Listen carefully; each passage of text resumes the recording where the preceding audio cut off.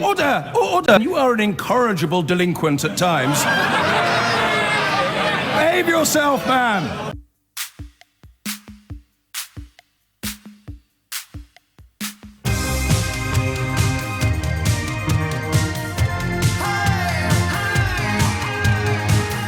It's because sometimes I get a bit emotional and possibly I come at a story from an angle that you don't feel is being properly explored. Like, for example, yesterday, actually reading the judgment after the High Court ruling came down, instead of just getting on the phone to some unqualified politician or journalist and asking them to bloviate and scream down the phone at you. We just looked at the judgment, and guess what? The light came on. We understood what had happened. But I don't want to do that today. Today, I want to ask a really silly question, but also a desperately important one. What is going to make people less angry? Because the anger now, and it's on both sides. I'm not in any way casting judgment on one side or the other in the referendum campaign. I'm just looking at the response to yesterday's judgment and the anger, the abject fury, that to my eye, the really dangerous levels of rhetoric that we're reaching in this country now. You can't, can you? Really see front pages that have pictures of judges and headlines stating enemies of the people as anything other than insightful. I mean, you know, it's not that long ago that we sat in this radio studio discussing the murder of an elected politician who reportedly heard words like traitor before she died. And when you see words like that appearing on the front pages of the best-selling newspapers in the country, my problem is, as someone who spent his whole life in journalism, my problem is, what happens next? Where does it go next? This unfocused rage, when you ask people what they're actually angry about and they can't really tell you, or if they can tell you, it's because they think that there's loads of immigrants living in Britain claiming benefits and somehow gaming the system. There are a few, you know, but there aren't many. Any actual statistical attempt to understand this issue comes down into single figures, sometimes less than 0.something%. So what is everybody angry about? Angry about having my democratic rights ignored, but you can't often tell me what it was you actually voted for. And if you can't tell me what you voted for, clearly, then how can you claim that your vote is being ignored? I guess if you got tribal about it, I tell you, you remember when Farage said that if it went the other way, if it went 52-48, there'd be a strong case for having a recount. I actually thought he was right. Believe it or not, 51.7 something in the end. I actually thought he was right. I thought this is such a big issue now. This has become such an enormous issue now that I don't think we can move on as a country until there's a bigger consensus, if you like, a bigger mandate. And if we can't move on as a country, what is everybody going to do next? What are all these people who've piled in so heavily on fury going to do next? Because the fury's not going to go away. Even if we triggered Article 50 today, the fury would still be there. And if, and please God, things do get better after we leave. But imagine if they don't. Who are we going to blame then? Imagine if, you know, prices do go up and income does stay the same and jobs are lost. Possibly as a result of leaving, possibly just as a result of the way the wind blows, regardless of whether we leave or not, regardless of when or where Article 50 is triggered. Who are we going to get cross with then? I would not have believed you a few years ago if you'd told me, even with my kind of love-hate relationship with the tabloid newspapers in this country, if you'd told me that, I know a judge gets pilloried sometimes for, you know, not giving a severe enough sentence to somebody who's found guilty. And I understand why. There's a pantomime element to it. We weren't in court. We weren't on the jury. We didn't hear any of the evidence. We've just read a newspaper headline and we're convinced that everybody who was in court and did hear all of the evidence was wrong. And you know it's a bit dangerous. You know it's a little bit threatening to some of the most fundamental tenets of rule of law to suggest that you should just have a sort of plebiscite instead of actually employing jurisprudence. But you don't stay awake at night worrying about it. But when they go after 3 High Court judges who have said repeatedly, this is not politics, this is not political, this has nothing to do with our or anybody else's attitude towards the European Union referendum, our job as lawyers, as senior judges, as the most senior judge in the land, our job is to examine the law and then to pass, guess what? There's a reason why they're called judges, to pass judgment. And they did. And that's what rule of law is. That's what sovereignty kind of depends upon, because the law that they pass judgment on is the one that says ministers are not allowed to put new laws in place in this country, to pass legislation in this country without the permission of Parliament. And you can't get the permission of Parliament without a debate. I think it's time to stop. And I won't be able to keep it up for so long, because I'm like you, I'm flesh and blood, and sometimes my emotions govern my intellect in precisely the same way as everybody's do sometimes. But I want to know what would it need? Or the people who are so cross, the people who threaten violence against people like me on a daily basis, the people who say if Article 50 isn't triggered tomorrow, and you can just go on any Facebook page to find this, then we need to start burning Muslim shops. Is there anything that's going to quench that anger? Because if we leave the European Union yesterday, there's still going to be a shop owned by Muslim people at the bottom of your street. And if it's them that you somehow are cross, what's going to assuage your anger? That's what I don't know. And in a way, I'm kind of asking a question of people who don't normally ring me. They just kind of go on Facebook and say vile things and threaten to hurt me or my family. And I genuinely care about them, odd though that sounds, because I want them to be less angry. In the same way that at the moment, my whole coverage of the Brexit debate has been built upon feeling a sense of responsibility as a journalist, because I'm old-fashioned like that, towards people being told lies. And yet the people who get crossest with you are the people who've gone in deepest on believing those lies. It's just, I'm here to tell you that you've been conned, or at least that you've been gulled, not necessarily that you've been mugged. Here is absolutely incontrovertible evidence of it. And yet you get cross with me. So how do I make you less cross? How do I make your family happier this weekend? Because you're not carrying around this huge sense of resentment and this burning, simmering anger. It's 11 minutes after 10. The phone lines are open. Join in, please, when and whether you want. 0345 6060 973. I'm a 44-year-old man with two little children. Right, I have a love of my country in the sense that I have a love of what is most familiar to me. I worry about things like people who have done nothing wrong getting the blame for bad things happening. I worry about innocent people getting the blame for the actions of guilty people. I worry about the smallest and the quietest voices in the country not being heard.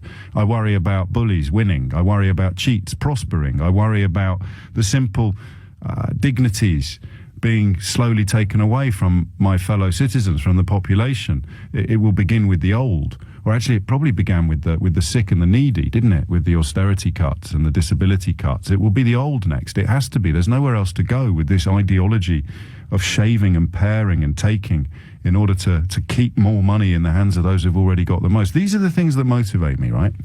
Rightly or wrongly, that's who I am. And I don't know anymore what the opposition to those sort of attitudes is built on.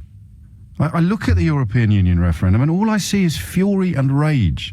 And yeah, look, it's been commercially viable or profitable for me to sort of stoke it sometimes. I don't do it on purpose. Obviously, I don't do it on purpose. But if I'm getting passionate and you disagree with me, you're going to get passionate in response.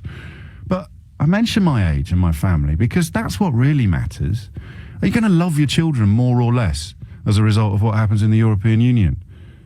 Are you going to worry more or less about how your mum's going to get cope this winter if she gets ice on her path and you live 300 miles away? The stuff that we should really care about. Why have we got so many sick kids? Why have we got so many kids whose anxiety and depression is reaching epidemic proportions? Why have we got so many kids who are so fat now that they're probably going to live less long than their parents do? Why have we got livelihoods across the country, whether you're driving a black cab or trying to be a doctor, being undermined politically at every turn? All of the things that we should care about have been completely overshadowed this year by something which makes me wonder whether we actually have stopped caring about the things we should care about because anger is so much easier to feel than concern and care, than duty, if you like. Why are we all so... Okay, I'm not cross. I'm scared. I'm scared of how cross you are. Tell me why you're so cross and what you think will fix it. And if you are one of the people that routinely tweets me or texts me telling me how much you'd like to punch my lights out, and I'm not going to add now like I usually do. I say, while sitting in your mum's back bedroom in your Tesco dressing gown with your second-hand laptop, because I want you to be less angry now. I want you to be less angry now. And I want you to tell me how that's ever going to happen. Because if you were angry with these immigrants who are signing on and claiming money that they're not entitled to, they don't really exist, but your anger hasn't gone away. So then you get angry with, elected politicians who represent opinions that you don't like, or indeed with experts, with academics, with qualified professionals who've spent their entire careers studying things, but you're angry with them because they're telling you stuff you don't want to hear. And now we get angry with judges. Judges? High Court judges. Citing incontrovertible, not incontrovertible, it's not an unappealable decision, but High Court judges citing precedent and an incredibly detailed explanation of how they've arrived at the decision they've arrived at, bending over backwards to stress that they have done legal homework. This is not remotely political. Their influence, their work has not been in any way determined by their own leanings or their own opinions. That's the point about a judge. They have to leave it at the door when they go to work. And they did, they have. You cannot read that judgment and conclude in any way that there's been undue pressure or bias. It's legal, it's technical, it's complicated, and it's clear that they've done law.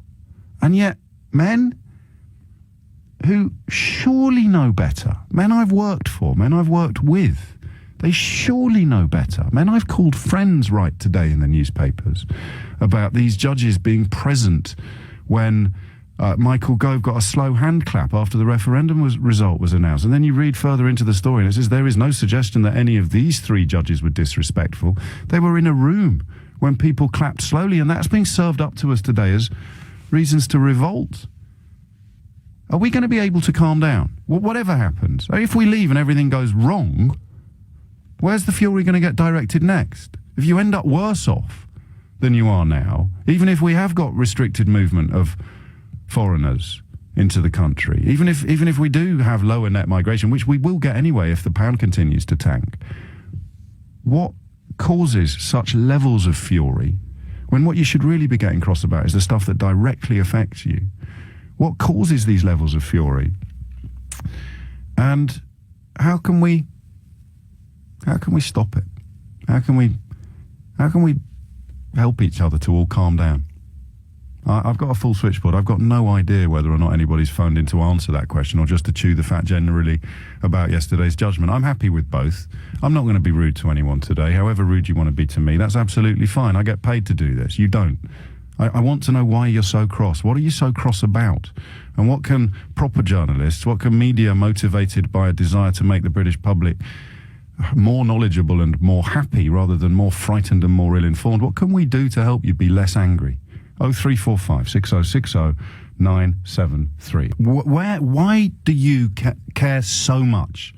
Not just about Brexit and the referendum, but about this judgment yesterday. Where is this fury coming from, and where do you think it's going to go? And perhaps naively, you know me, how do you think we might help it go away? Malcolm's in Bodmin. Malcolm, what would you like to say? Oh, James, I think there's, for me, we know what we want from Europe. Europe knows what they want from us. We also know now what Europe will allow us. They know what they want to give us. I don't know any of that. Well, James, for me, it's absolutely simple. The 52% said we want to stop the free movement of people. If you ask the 48% who voted Remain, James, I would say that the vast majority of them, they want that as well, but they want the benefits. The people who want out, they simply want out. And the only way for me to stop this whole issue is that the government says to Europe, there's only one thing here. The elephant in the room is the free movement of people. But for me, James... But then my inbox is already filling up with people complaining about me suggesting that the main reason people voted to leave was immigration, and saying that that's patronising and condescending, and how dare you lump me in with these people. I don't... so it's not true to say the 52% have all voted clearly for the same thing. It isn't simply, James, about the freedom of movement. It's about movement for work, yes. It's not about everybody having the right to come here or us having the right to go to Spain, Portugal, Italy, or whatever. But so you mean people who come here and don't work? That's what motivated your vote? No, James, I voted Remain, right? Oh, well, so you're not cross. I need someone who's cross. Well, yes, but James, what it needs is people like me, I think, who say that if the freedom of movement is stopped as the general rule, yes, we will have people coming in because, honestly, James, there are jobs like your bin collectors. I'm waiting in sunny Cornwall at the moment for the rain to stop to go and build a shed for somebody, a workshop, right? Yes. But for me, James, I'm lucky to get this work. But there are jobs that I wouldn't do because I haven't got the back for it. I haven't got the stomach for it. The NFU estimates that the average British worker would last 2 days on a fruit picking farm. Well, I did that, James, at 17. I lasted. But we're not making progress here, are we? Because you mean, so let's imagine if freedom of movement is stopped. We have some new immigration policy. Yeah. You think everyone's suddenly going to be happy? What about all the people already here? What about the people getting beaten up for speaking Spanish? James, all of that stems from people who are ignorant. No, you can't do that. You see, this is what I have to try to avoid today, Malcolm. And it's my fault. I mean, I've done it myself. We can't just keep saying all of the people who are furious are ignorant because there's just too many of them. There's proper fury out there. And I want to know what might douse those flames. And it can't just be a new immigration policy because most of the hatred and anger is being directed at people who are already here. And now it's being directed at judges who haven't even commented on immigration policy. Sean's in Portsmouth. Sean, what's going on? Good morning, James. Hello, mate. I was a little bit annoyed with the High Court decision yesterday. I mean, I'll put my cards on the table from the outset. I voted to leave the European Union. But then I kind of went away and had a word for myself in a darkened room and realised this is exactly what I voted for, which was the judges in this country to not only pass judgment on our laws, but obviously our politicians to make them as well. And I think Leave voters need to wake up and smell the coffee, basically, and stop. No, well, I don't want to sound ungrateful, but you're not really who I'm after today, are you? Because you're not furious, you're not spitting nails, you're not framing the front page of the Daily Mail and adding High Court judges to the list of people that you want to cause harm to or portray as traitors. I mean, you can speculate, as I can. Where do you think that feeling goes next, and where do you think it comes from? Enemies of the people. Enemies of the people, Sean. High Court judges are enemies of the people. I think a lot of it just comes from a sense of frustration with politics in general in this country. I don't feel like we're listened to, which is another reason why I voted to leave the EU. What do you want them to hear? Well, I want them to hear that I'm frustrated and I don't feel that they're listening to what I'm saying. But no, I know. But what are you saying that they're not hearing? Well, I'm frustrated. But about what, Sean? I'm frustrated with the whole political system. Yeah, but I need a little. Give me some detail. Give me the things that a politician. Because you tell a politician that you're frustrated with the whole political system in this country. There's nothing they can do to help you, is there? So it might feel as if you're being ignored. But I mean, it's a bit like saying, well, I want to slowly empty out the Atlantic Ocean using a teaspoon. I'm a politician. Let's pretend. All right. and you're really frustrated. What are you most frustrated about? What are the things you're frustrated about that I, as your MP, could probably talk to you about or help you with? Well, for me, it's the size of government, James. We've had a lot the size of government?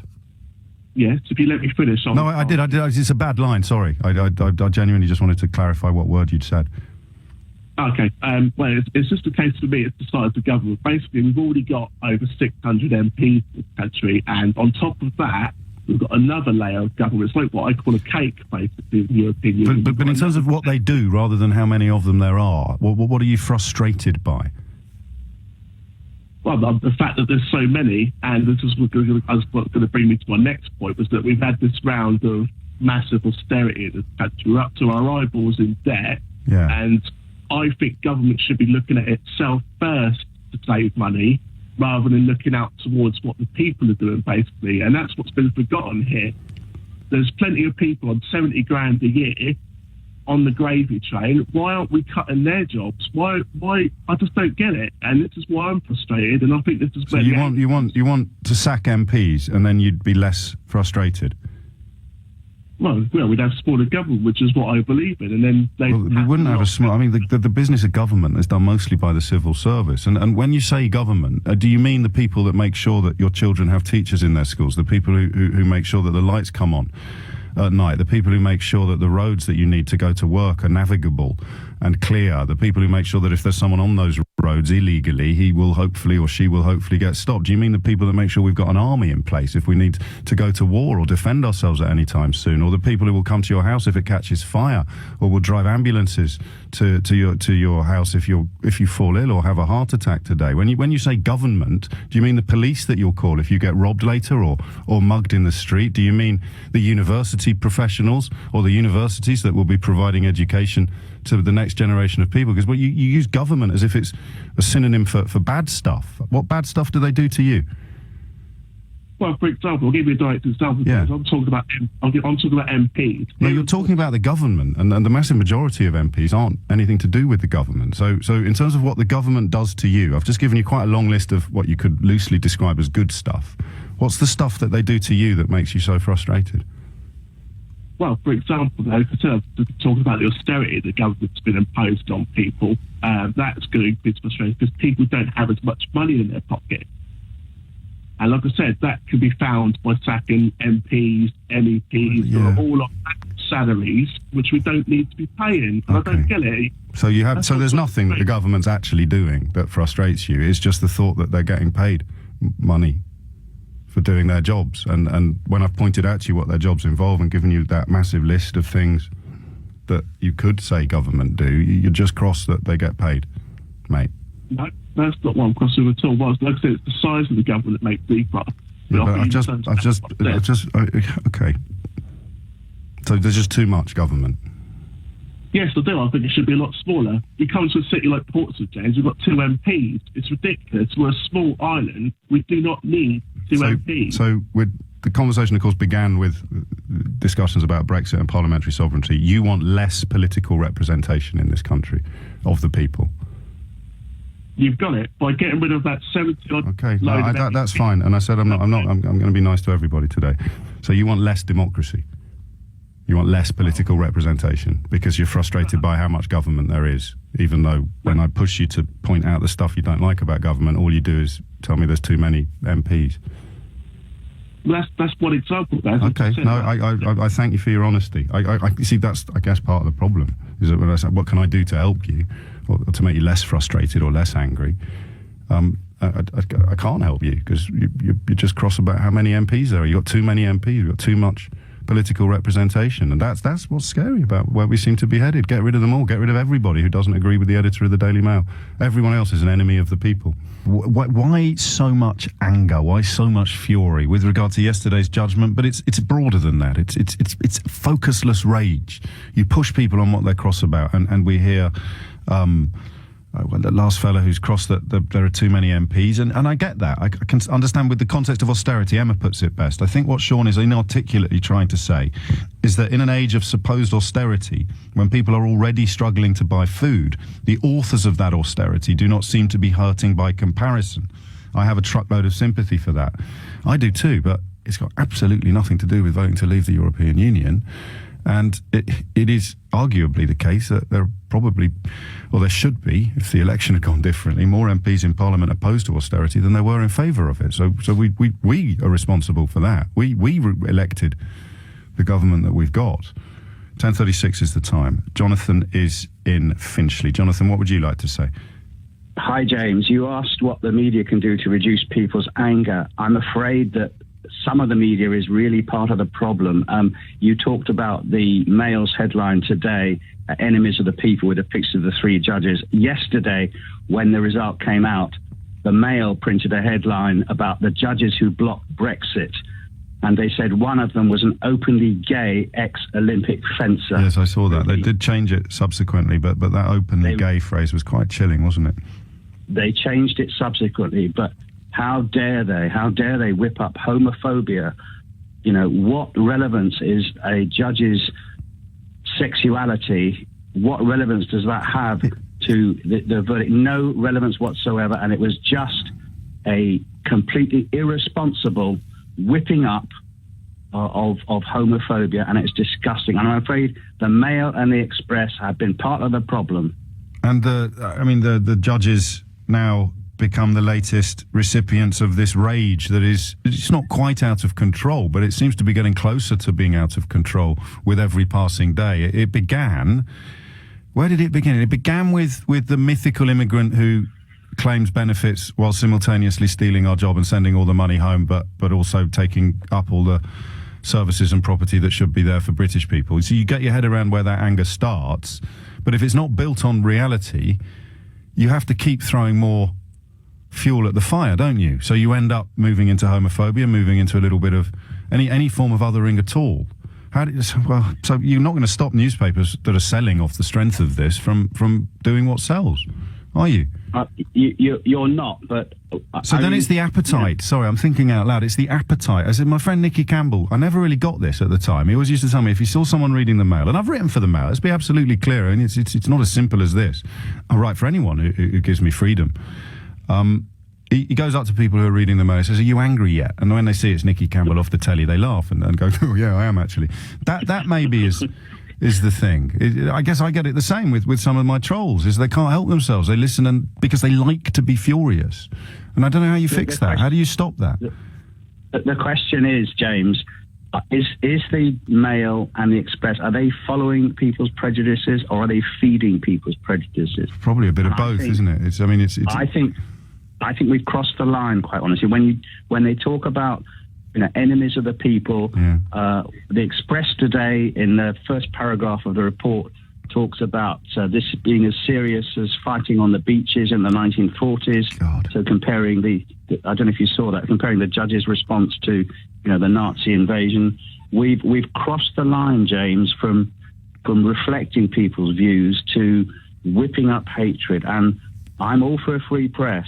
Don't get me wrong, but the free press includes the freedom to call them out when they whip up hatred, and that is what they are doing now, and it is completely irresponsible and a disgrace. Enemies of the people, and because it was reported at the trial of the man suspected of murdering the MP Joe Cox, that when he was asked what his name was, he said, "Death to traitors, freedom for Britain."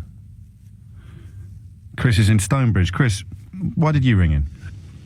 Well, I rang in because, I am furious about yesterday's decision. Okay. We all have opinions, and of course. And that's all it is. All it is. My opinion is this: clear. The referendum was set. Leave won in terms of the many votes. Right. A lot of people voted because of different aspects. We can all argue about that. Freedom of movement is one of the aspects that a lot of people voted for. So tell me about you. Was that your big one? That was your big one? No, not necessarily. My big one was to have sovereignty and to make decisions and to control borders and to control what the destiny of this country is going to be. So freedom of movement is something that you have to leave the single market, because Europe will not budge on that one at all. So there won't be any way you can limit movement unless you leave the single market and forge a new way through. So that's why the government's there, to make a new deal and to forge our new way. Now, the way I look at it is, the decision of the referendum has not been respected. So people who voted to remain will never accept the decision to leave. And this is where we are. No, I think they'll accept it, but I don't know, perhaps if you used the word understand, you might be closer to the position of a lot of people. They'll never understand the decision to leave. So that's why I'm focusing on what motivated your vote. Hang on, I just want to, and if you don't want to answer this question, just say so, and we'll pass on to something else. But what do you mean by the word sovereignty? Sovereignty in where a country can have its own laws and not have an organisation above it that dictates. So why are you cross about yesterday when the British people, who, like you, want British parliamentary sovereignty and British law applied by British judges in British courts? You've just rang in to tell me you're really cross about yesterday because you want British law to be applied by British judges in British courts. So you're really cross about something happening yesterday that is exactly what you want.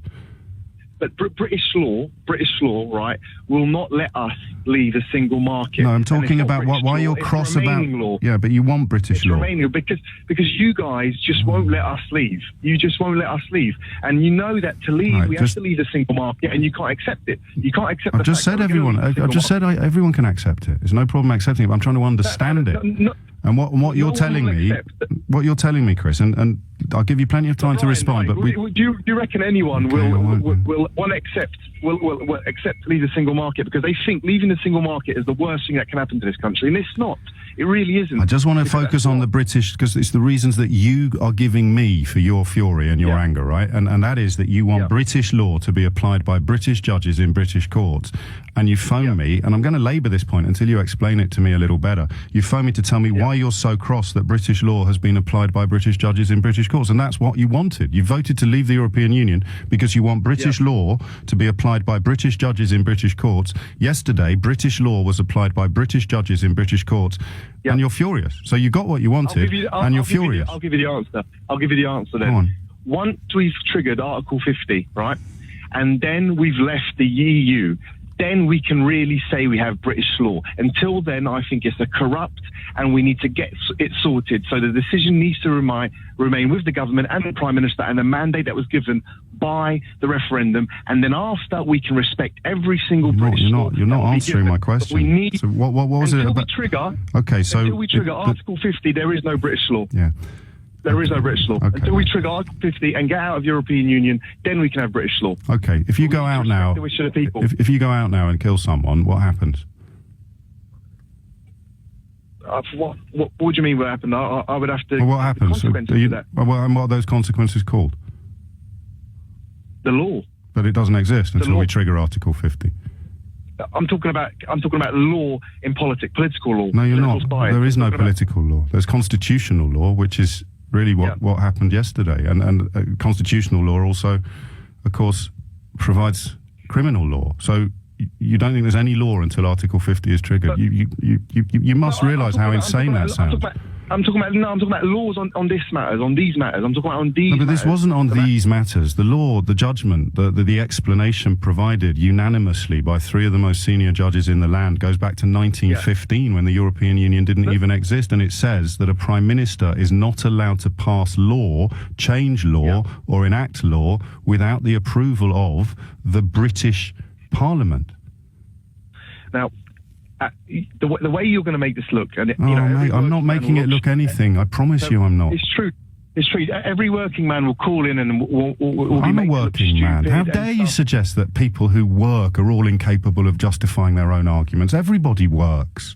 I'm a working man. I'm looking at working men. You're a working man. Every caller on my board is a working man. You have told me, right, that there is no British law until Article 50 is triggered. You have told me no, but you don't understand what you mean when you say on these matters. And when I politely explain it to you, you start accusing me of somehow twisting your words. Well, the working class knows. The working class. Get over yourself, will you? This is out. Well, what is the working class then? How many houses do you own? How many houses do you rent? How much do you make? None. I'm talking about working class of people earning less than 20 grand a year. Right. And how are they going to be helped by a 20% drop in the pound, Chris? Listen, this is what they voted for. They know the sacrifices we made a sacrifice, right, to get this done. So how are poor people going to be helped by having the pound in their pocket worth 20% less than it was last month? Listen, poor people, or whatever you want to phrase them, have made a sacrifice. Things will get better as long as we move quick and we get this. How will they get better? Because once we negotiate our deal, this country will start thriving again because there's more deals to be made.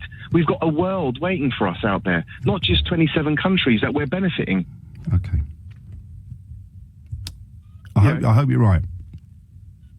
But just for the record, don't go out and commit any crimes today, because I promise you that British. I know. I would never do such a thing. Wow.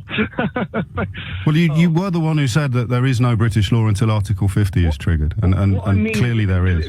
Constitutional law. Sorry. No, but the constitutional law has been in place for centuries. So you're really saying that even before the European Union existed, our constitutional law didn't apply because the European Union was going to exist in the future? Please let me make one more point. Just as many as you want, Chris. Please. you know, people are afraid, right? And I really mean this, are afraid because they voted to leave, right? Not everyone who voted to leave are racist scumbags. Not everyone who voted to leave are bad people. And all this racism and treachery that's been going on is appalling, right? The border control does not mean we're still not going to be welcoming. We're still not going to be wanting this country to thrive with immigration. My parents are immigrants, right? My parents are immigrants, and they voted to leave as well. That you know, what does that make us? But they voted to leave because of different circumstances. And how is their life, do you think, going to be improved? I think their life is going to be for the future. They've saved the generations of their grandchildren, and many think so. So how many years of sacrifice and suffering do you think you're going to have before things get better? I believe the European Union is headed for, you know, suffering. I really do. I think it's an experiment. No, but I'm asking you because you said that this phrase you used, the working class have made a sacrifice. What is it that they've sacrificed? They've sacrificed maybe a drop in the pound, maybe a slight bit of inflation. They've sacrificed their standard of living. So the people with the lowest standard of living in the country have sacrificed their standard of living. But they know that this is for the best. This is for the best. This is for the future of this country. I hope you're right. I hope you're right. And I guess I've got to go to the travel because I'm late. And you've had ages, mate. And you've told me you really hope things get better. And I guess normally I'd say the worse things are for you now, the more sense you'd make if you were saying how desperately you want things to get better in the future. But you've just told me that you voted for things to get worse in the hope that things will get better. I share your hope, Chris. I share your hope. I sense you probably don't share my despair. I'm talking to angry people today, and I'm also talking about angry people. At this point in time, I kind of want to keep it that way. I don't want to exclude anyone who isn't angry from the entire programme, but it's important. I want to understand why you're so angry about yesterday when British law was enacted by British judges in a British court, and it done so in defence of British parliamentary sovereignty. And perhaps the broader question of what could be done to make you less angry, because everybody's life is improved by being less angry. Your family life, your home life, your work life, your physical health, your mental health, all of these things are improved by being angry. And look, I just indulge me for a moment, because it takes quite a lot of patience for me not to fly off on one like I usually do. I'm trying very hard today. So allow me this, just for a moment. The thing that makes me so cross is when I see these people hurting you. When I see these newspapers making your blood pressure rise and your heart attack come round a little bit sooner. When I see these people making your mum terrified of the fact that if she has to go into that care home next month, everybody who looks after her is going to be Polish. And terrified of the fact that she thinks the Muslims who run the corner shop at the end of the road are all rapists, because that's what these people keep telling her. That's what makes me cross. And I know that makes you crosser with me when I put it like that, because there's a tiny little bit of you that goes, oh God, he's right. And you have to push that thought out. So I come on the radio and I make you angry by telling you why you shouldn't be angry. Someone else can come on the radio and just repeat all the things you're angry about in a slightly different accent. And you're really furious but happy at the same time, because you don't feel wrong anymore, you feel right. But the fury's there. It's going to make us all sick eventually. Because then even if you try and opt out of it, if you're lucky enough not to have empathy, you can sort of live in a sort of sociopathic isolation. It's the country you live in that is suffering. So how do we reduce the anger?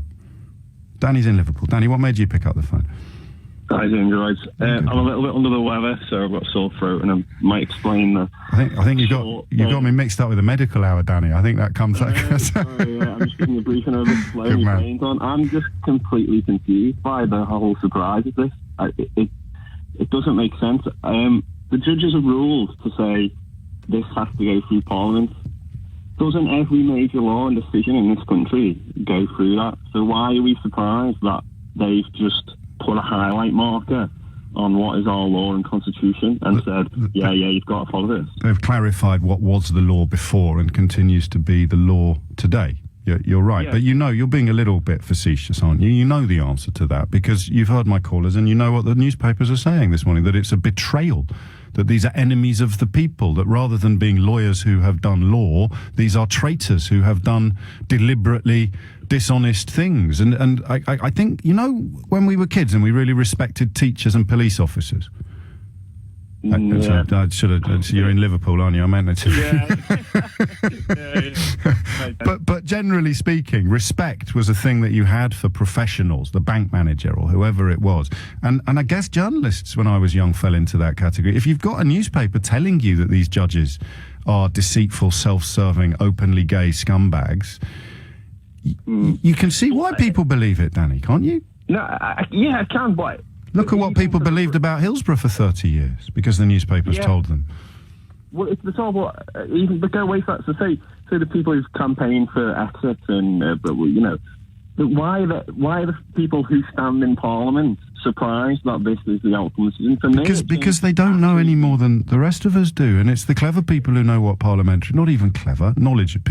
People who've read about constitutional law know what parliamentary sovereignty is. It's why my cleverest, including a couple of Leave friends in the city, they thought it was going to go the way that it went because they're lawyers. Yeah. Most of us aren't lawyers. Most politicians aren't lawyers. You've already got politicians standing up saying that judges have to be selected differently until they give us the result that we want. Politicians saying that about, only kind of sort of the weird ones, but they're still in Parliament. Yeah, well, but this is so I vote Remain, so I've got no issue with us leaving because that was the outcome of the election. But I'm at a loss. I'm either psychic or I'm naive to think it was so simple. But when Brexit happened, my first thought was, well, it's got to go through Parliament first. So, and I'm not a lawyer. I don't study. No, so you're being quite. I'm just slightly aware of the fact that. Yeah, well, it's still got to go to that. You're being quite emotionless. You're being quite emotionless, and that's what. Well, that's what we did yesterday. We read the ruling. We read the citing of the kind of grandfather of jurism. Dicey, his name is Dicey. Every law student in the land will know that, and that's what lawyers do. So this is what terrifies me, Danny. I can't get close to the editor of the Daily Mail. He's never going to come here and explain himself to the British public any more than Rupert Murdoch will. But what frightens me is they must know. Paul Dacre, the editor of the Daily Mail, must know what law is and what lawyers are for. And he pretends not to know to enrage his readers. And people do it on the radio as well. Intelligent, educated people who know what this case was about pretend they don't understand in order to make angry people even angrier. And that's frightening, isn't it? I just think it's absolutely bizarre because I suppose if I'm going to go to more the, in quotations, Ramona side of the argument, I could say, well, if they are concerned that a judge just has to rule it, it's a concern that will either be a soft Brexit or a hard Brexit, whatever that means, which goes to stand that they didn't really know what we were voting for on the day. No, which is why Brexit means Brexit has emerged as such a fatuous, hollow slogan. He didn't even mean that. So making some progress. Not getting through many calls because I want to give people plenty of space and room. We'll continue with this. Chris voted and is furious because he thinks that leaving the European Union will make him financially better off eventually after a longish period of sacrifice. And he thinks that the judges yesterday have somehow deliberately tried to stop British voters from being better off than they already are. And you see why I use the word despair and why so much anger, specifically with regard to yesterday's judgment where British people who want British parliamentary sovereignty and British law to be applied by British judges in British courts got exactly what they wanted from the High Court, and yet many of them responded with fury because they're being told that it's an attempt to somehow rewrite the rules of the referendum, as opposed to an attempt by Theresa May to rewrite the rules of the British Constitution. It's an unwritten constitution, but come with me on this one. No minister gets to decide what the laws are without running them past Parliament first. But I've just realised that when I ask you why everyone's so angry, LBC are guilty too. Because we have stuff like this in our news bulletin. They want to keep Britain in the single market. That is the method by which British business gets regulated, where the Luxembourg court can overrule our court. And of course, it includes the free movement of people. And I think it's an outrage. So, it's impossible to count the lies. The idea that these judges have made their decision based on a desire to remain members of the single market. Do you know one of them has actually gone on the record to say that the court in Strasbourg has exceeded its powers and that the British judiciary should seek to reclaim some of them? One of these judges has gone on the record and actually said that. And then you turn on your radio this morning and you actually hear this being put out as news. news, the lies of a paid politician. Let's have a listen again. They want to keep Britain in the single market. That is the method by which British business gets regulated, where the Luxembourg court can overrule our court. And of course, it includes the free movement of people, and I think it's an outrage. So, having read the entire judgment yesterday, it makes absolutely no mention of the single market. It makes absolutely no mention of free movement of people. It makes absolutely no mention of any of the things that Fishface Farage has just been fibbing about on my radio station. And yet we put it out as news. And then I come on the radio and say to you, why are you so angry? The answer is easy, because you believe him, right? And if I didn't know that he was the biggest fraud in the history of British politics, I might believe him too. And then I'd be furious, because I'd think there were these faceless string pullers behind the scenes, these malevolent puppet masters who actively want British people to be badly off, who actively want British people to suffer more than they need to, who actively want to, strike down the jackboot of government on the poor, vulnerable citizens of this country. And if I believed that absolute rubbish, then I'd be angry too. So it's not just the front of the Daily Mail. I've got it in my own news bulletin. Abject lies. Abject lies. And here's the thing, which you can work out for yourself are lies so easily. So easily. And then you're left, or at least people like me are left, with the mystery of why you want to stay in the dark. I'm happier believing the lies than I am believing the truth. Why is that? Is it just, and this is where the suggestion sometimes that it's not all about immigration, it's not all about free movement, begins to lose a little bit of power. Because if you are choosing to stay in the dark, if you're choosing to stay angry, despite somewhere deep inside knowing that you're being lied to and the things you're getting angry about aren't true, and judges are not enemies of the people, and MPs are not traitors, and journalists are not propagandists and manipulators if they happen to say something that they can prove is true but you don't like, you're choosing to stay with the lights off, you're choosing to stay in the dark, because that way you get to blame other people for stuff that's going on in your life. Is that it? I mean, it's a rude suggestion, but in the absence of anything else, well, why would you choose to be in the dark? And it's demonstrable lies. Demonstrable lies. Well, one of these judges, as I say, is on the record as resisting and rejecting the rise of power being exerted by some European courts and calling for it to be repatriated or returned to Britain. The woman who led this legal challenge has received rape and death threats. Okay? Let me give you some examples. This is from a Facebook group entitled UKIP, the People's Forum 2020. One member wrote, "Kill her, 2 behind the ear, throw her in the garbage, dustbin, whatever." Another added, "I hope she gets effing killed." One wrote of Ms. Miller, Gina Miller, who was born in Guyana and moved to Britain at the age of 10. "She's not even British. Hope she gets loads of hate mail." That's mild. There's one here I hesitate to share with you, to be honest. One Facebook user had circulated a picture of Gina Miller with a swastika on her forehead, along with the caption, "Who's going to help me rape this?" And then a word I'm not prepared to say on the radio. "Sign up here." And these people are riding roughshod over social media every day. My inbox, my comment section is full of this stuff. And you wonder where it comes from, and then you hear it in your own news bulletin. So what can be done to moderate the fury? I can come on the radio at 10 o'clock every morning and pretend I believed it. Or it's outrageous. These faceless Eurocrats, these pesky Brimainers, they're trying to hurt you. They're trying to hurt you. And all the time, the pound in your pocket is worth less and less and less and less. How do we address the fury together? Whether you want to punch my lights out or not. How do I make you less angry? Jeff's in Kingswood. Jeff, what would you like to say? Oh, hello there. Yeah, I mean, I don't think this is really a question of anger. I think what we've got... Mate. I've only said 6 words. Who's going to help me rape this B word? Come on, let someone talk for a moment. It's really important. You don't think that's anger? No, I think what we've got is... Let me ask you a question. Give me your definition of anger. Well, I just did. Wanting to hurt somebody for no reasonable reason. Anger is someone who is actively opposed or hostile to someone or something. Now, yeah, I'd go with that as well. We were angry this morning, couldn't we? But this is not why I called up. But I think you're trying to direct the conversation down that road. What? But I mean, you're angry, aren't you? Obviously, you're referring to. I think you just referred to what is his name, Farage's fish face. I'm furious when I see the British people believing lies on an industrial scale, and you've heard all the calls today. People who can't tell you why they believe what they believe. But my point really. So why have you rung in, Jeff?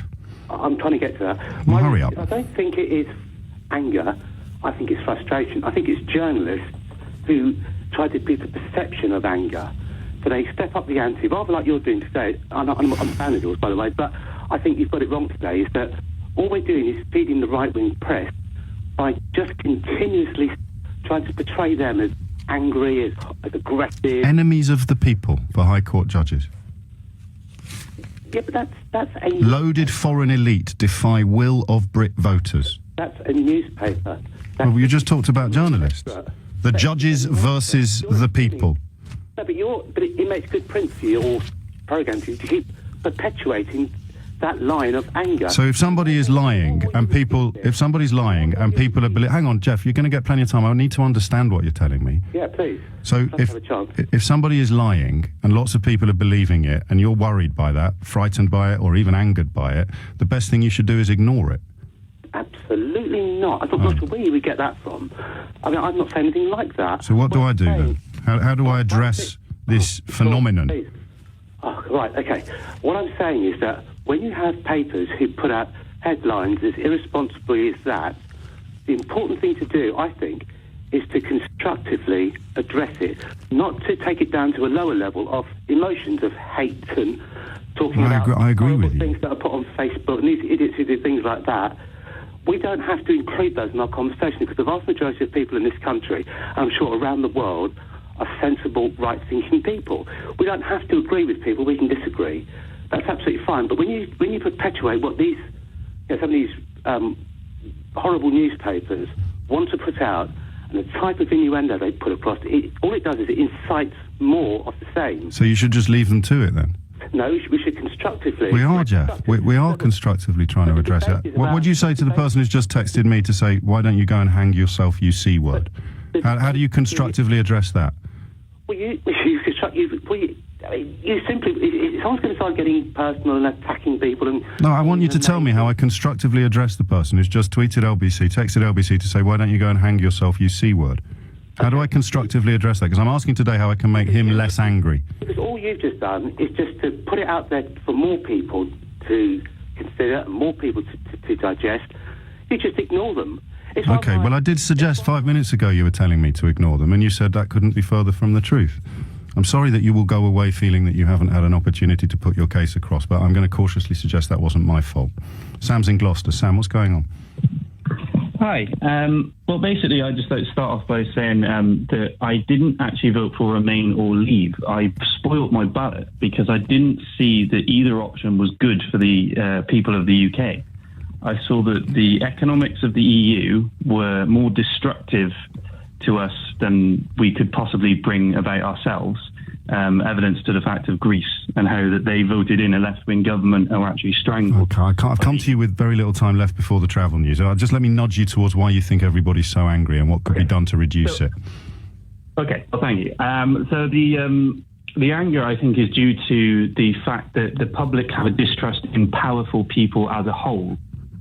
And when they come at you and say, here's the facts, what people see is, well, the facts aren't real because they're coming from the powerful and they have an agenda.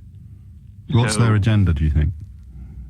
I think that the agenda, well, the perceived agenda, I would say, is that people to stay in power and to ride over the powerful, over the powerless is just what I spoke to people in various different... But I thought the vote to leave the European Union was about giving British politicians more power, not less.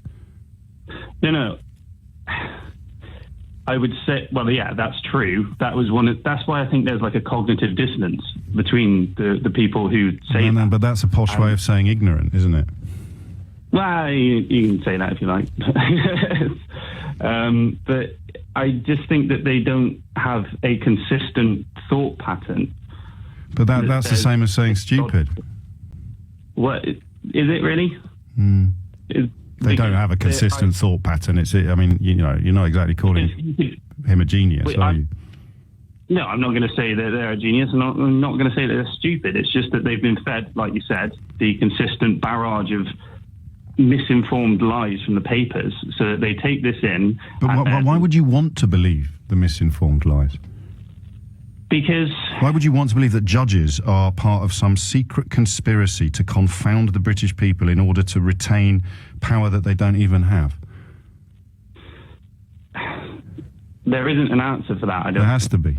There has to be. Otherwise, we all give up and go home. Sam, take care. It's 11:15. Joined for 1 week only by my friend and colleague Ian Dale, who's come into the studio. He tells me in possession of a rather important political scoop from which I can glean two things. Number one, it will be important because Ian is he's forgotten more about politics than most of us will never know. And B, he's clearly not confident it's going to stay secret until 4 o'clock when he could have done it on his own show. Exactly, James. We tried to stand this up yesterday, but we only had one source for it. But I can reveal this morning that Stephen Phillips, the Conservative MP for Sleaford and North Hykeham in Lincolnshire, he's going to stand down as a Member of Parliament and cause a by-election. Now, this is pretty shocking news for Theresa May, that one of her own MPs would do this. The ostensible reason that he's going to give, he's written a letter to his local association telling them of his intention. That hasn't been released yet, but I've confirmed from sources within the government that this is about to happen, that this letter will be released, and I'm pretty sure it explains his differences with the government on European policy. Now, the interesting thing here is that he voted leave. But he totally disagrees with Theresa May's policy on the court decision yesterday, and that, I think, is what's really triggered this. Because plenty of politicians who are perhaps a little more au fait with the law than others will be capable of sustaining a belief that we should leave the European Union with a belief that we shouldn't do anything without parliamentary approval. Yeah, and he is a top QC, Stephen Phillips. He knows his stuff on the law. So, it's going to be even more embarrassing for the government because of that. Now, there are some personal issues here as well. I'm told that he's very annoyed that he hasn't been promoted. I think he was made a PPS by Theresa May, but he resigned within a day. Right. And he thinks he should have been a minister rather than others. Now, I understand Number 10 are not going to say anything particularly awful about him. And sometimes in these occasions, you get people coming on the media saying, well, of course, there's more to it than this. That's, I understand, not going to happen here. They will wish him well and all the rest of it. But a by-election in this constituency is not what they would want. It's a fairly safe seat. They wouldn't expect to lose it. But it's just a huge embarrassment for one of their own MPs to quit, particularly just 24 hours after that court decision. And he is, as you say, not only a Leave voter and indeed a QC, therefore perhaps better qualified to interpret the law than those who aren't lawyers. Only perhaps. He was also a member of the European Scrutiny Committee in the House of Commons, so you can see why perhaps he did feel that he would be well placed to help steer the ship towards Brexit, which he still wants.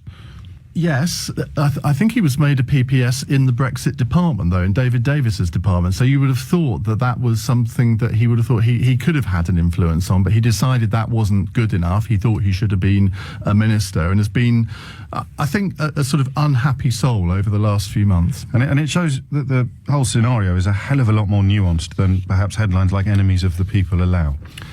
Everything in this debate is nuanced, isn't it? I mean, there are no certainties. No. And clearly there is a widespread diversity of opinion just within the Conservative Parliamentary Party, let alone any of the other parties. We talked to Anna Soubry on the show yesterday, and I mean, if she's on the scale of 1 to 100, if she's 1, there are plenty of people up the other end at 100, and you wonder how Theresa May can actually unite the Conservative Parliamentary Party. Jeremy Corbyn obviously has the same problem. You got it stood up by Number 10 just before coming in here. They confirmed that. I think they put it out. So your scoop of the year title might be slightly jeopardised by the fact, having confirmed it to you, they then phoned some of their other friends in the media and gave them the story as well. I mean, I could in future, don't bother getting it confirmed. If you want to get the scoop, you just got to go all in. I could have released this yesterday, but I think you really do need to have two sources for something like this.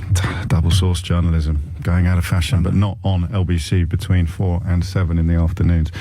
Sadly and embarrassingly, it's never been in fashion between 10 and 1 in the morning. It's 23 minutes after 11. Ian back with you, of course, at 4, unless he comes across any other big political stories that he doesn't think will hold until his own show, and then he can come and break them on mine, and I'll take all the credit. Where does the anger come from, and where is it going? 0345 60 60 973 is the number you call, okay? Why so much anger? And where does it go next? Given that, and I'm trying to find a way to say this that doesn't sound in any way judgmental or sententious or condescending, very simply put, an awful lot of the reasons people give for being angry are built on things that aren't true. And yet when you tell them that these things aren't true, they get even angrier than they were before. And I don't know how to unpick that lock anymore. I'm not sure I ever did, but I guess my ego is such that I thought I'd probably find a way. How do you unpick that lock? And I'm obviously not talking about people sending in threats of physical harm to my wife and children or calling for me to go and hang myself, you C word. That level of anger is a lifestyle choice. Without that anger, there's nothing left for these sort of people. I'm talking about people who are a little bit shocked, perhaps, surprised, or unhappy with how angry they are. People who'd rather not be furious all the flipping time. Sasha's in Wandsworth. Sasha, what would you like to say? Hi, James. Thanks for taking my call. I do think the case was brought to frustrate the Brexit process. I do think that. It was brought by a Remainer rather than a Leaver. It was brought by a Leaver, actually. The original complainant was a British-Portuguese hairdresser who voted to leave, but like Stephen Phillips, who we've heard has just resigned, he still wants to leave, but not in a way that allows ministers or prime ministers to ignore Parliament. Sure. I agree with that. So, however, most MPs want to remain. That's a fact. That most of them campaigned to remain. I think the anger will come when the vote is put to the MPs and MPs vote against their constituents, what their vote was. In principle, I don't have a problem. They'll vote to enact Article 50. The problem will come when they're asked to vote on what the exit from the European Union would look like. And surely they're entitled to say, well, we're leaving, but I'd like to leave in these terms rather than those terms. Surely that's representing the interests of their constituents. Sure, interesting. But I think if you start going into details about what it looks like, you're going to show your hand on the negotiating table. So what did they tell Nissan? Oh, interesting. No, I don't know. That's a good point. But the French government do know, because they, of course, as you know, own just under 20% of Renault, and Renault owns 45% of Nissan. So what does the French government know that British Parliament doesn't?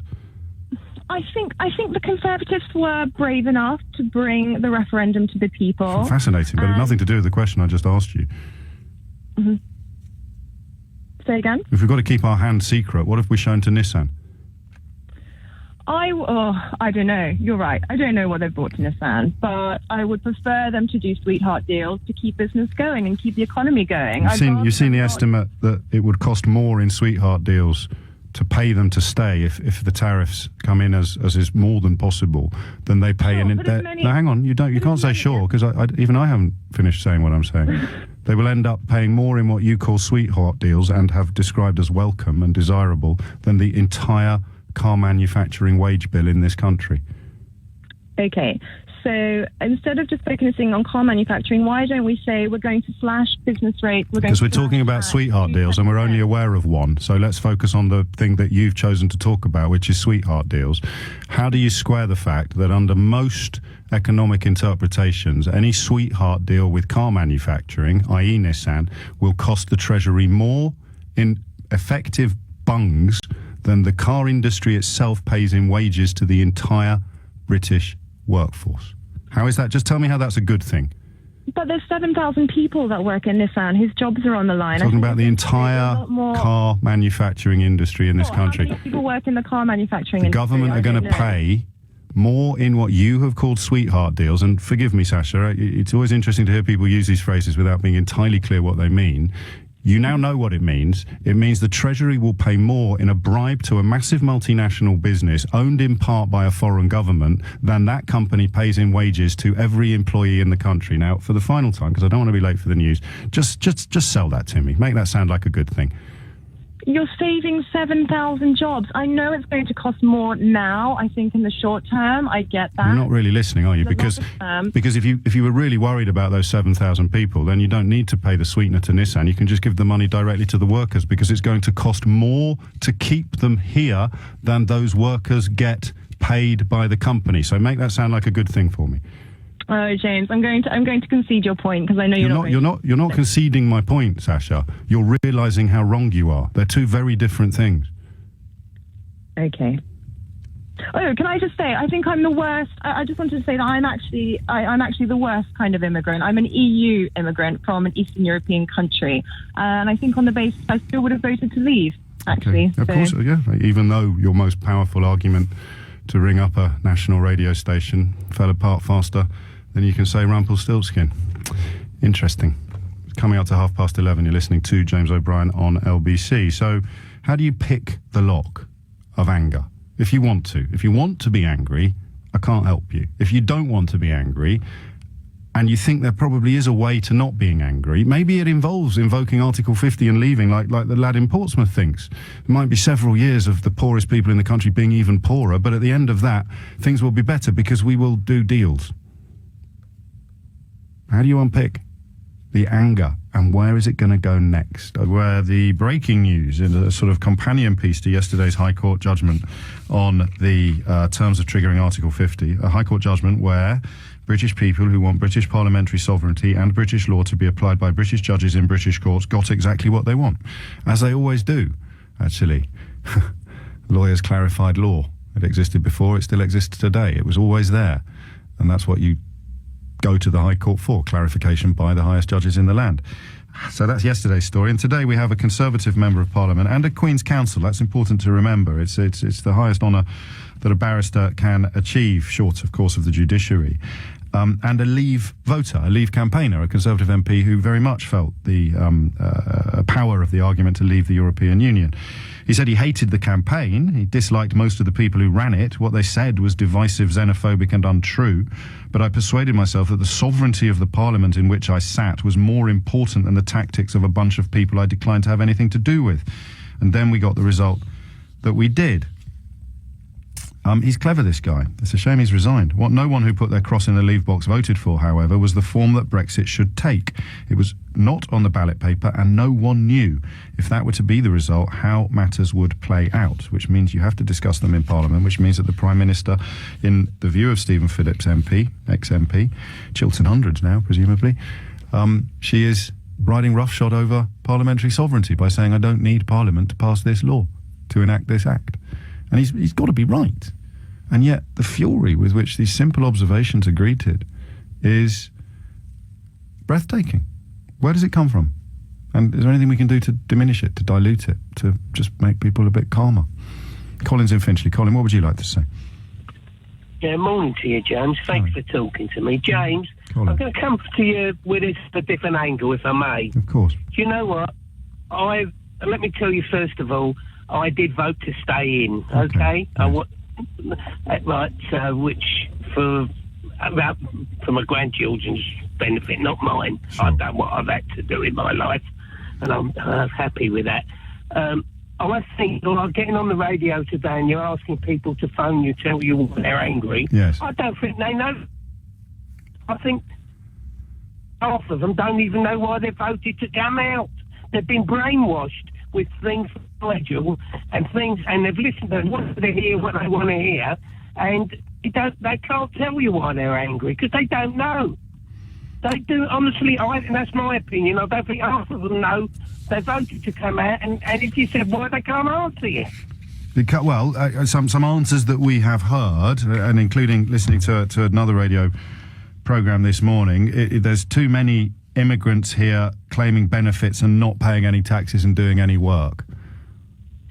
Their life's not going to be, if we come out, their life is not going to change if we come out the common market. Because if you're struggling through your life, you're struggling. Believe you me, it won't come. Chris in Portsmouth talked to us about people who are struggling, and he said he wants them to struggle. Well, he voted for them to struggle more for a while because he thinks that things will get better after that. They won't get better for them. Unfortunately, not for them. It might for some other people who are in business. But that might get better for them. So how do you make these people? Let's leave it. Let's park the idea that they don't know why they're angry. I think there's a lot of evidence to support your position on this programme routinely, and particularly today. Not really. Don't really know why they're angry, unless they go down that very honest line of saying, I don't care about anything, I just want fewer foreigners here. And that's fine. That at least is something you can hang your hat on. How do you make everybody else less angry? How do you make everybody less angry? How do we reduce the anger? These people sort of... I'll tell you, I've blamed the Parliament. Gone to the Houses of Parliament and said we're going to come in and talk about it and vote. They shouldn't have even gone to court. She shouldn't have let that happen. All right, well, it's hard to say. I think she had to because of this chomping outrage that's out there. And remember, this isn't some sort of weird corner of the internet where a bunch of bloggers are denying that the Earth is round. This is the best-selling newspapers in the country. The three billionaires who own the combined titles, actually four of them, I suppose, if you include the twins at the Telegraph. They are putting this out there. This isn't just some sort of recondite corner, some obscure corner of the internet. These are the main news sources for most or many people in this country. So I guess we're going to end up concluding, aren't we, that the only way you can somehow diminish or dilute the anger is to come down harder, or indeed perhaps even in some way to regulate or criminalise people who use the media to tell lies. Time now is 11:49. We're talking about anger, talking about fury, talking about the latest outbreak of it with regard to that High Court ruling yesterday. Wondering what could be done to reduce it. James writes this texter. Sadly, the anger and resentment have been building up for centuries. It's a class thing in my view. The referendum, when enacted in whatever form, will make no material improvement to the people at, quotes, the bottom. They may actually be worse off and will simply replace old problems with new ones, and people will still be angry and seek someone out to blame. And I'll allow myself an occasional compliment. This is from... Paul in Bounds Green. James, I applaud your valiant attempt to get at the emotional crux of this particular dilemma, but may I suggest that your excellent attempt is doomed to failure, because what you are asking people to do is go through a process of quite deep introspection in which you're asking people actually to assess the reason for their own unhappiness and dissatisfaction. Not only is this a very painful thing for anyone to do, regardless of their intellectual and emotional rigour, but it is just too tempting to blame your ills on those others, whoever they are perceived to be. This is why anyone who uses phrases like political class or the establishment is blowing smoke up your fundament. They're meaningless phrases, or media elites. Do you know what cosmopolitan means? Citizen of the world. Literally, from the Greek, someone who lives in the world and recognises that it's bigger than the four walls of the room in which they currently sit. You're probably onto something there, Paul, but you'll forgive me for ploughing on regardless. 10 to 12 is the time. Laura is in Cambridge. Laura, what's going on? I just wanted to say it's almost like we need like an amnesty, and we need to ground zero the whole Brexit issue. There's two sides to it. The cultural one is horrifying, and we have to park that for now. But the economic one is completely kind of concerning. And now even people that have voted Brexit have to admit it's not all going to be plain sailing. I've spoken to people who voted Brexit, who have Brexit, but then I question why they did vote for it, whether they voted on cultural grounds. But the people who I think maybe did vote on economic and sovereignty are now thinking, actually, I might have some regrets, and if I was asked again, would I say the same thing? Maybe no. And it's almost like we need people from both sides who have to drop certain phrases like establishment, da-da-da. But the problem is, if it's flogging newspapers and if it's getting people like Farage on radio shows and newspaper columns, why would they stop doing it? It's their shtick, it's their act, it's very lucrative. But this might be really, really idealistic, but it's actually, they have to people just have to put that aside and move forward issue by issue. Yesterday, the pound rose after that court ruling. That has got to tell people the direction of travel that Brexit is going to take us as a country. And do we really want to do this? I know there is valid reasons for being annoyed at the EU, and it's whether we can get a group of people who are, big enough to sit in a room with each other and actually work through the issues so that almost nobody wins, but then nobody loses either. When we'd be back where we started before the referendum.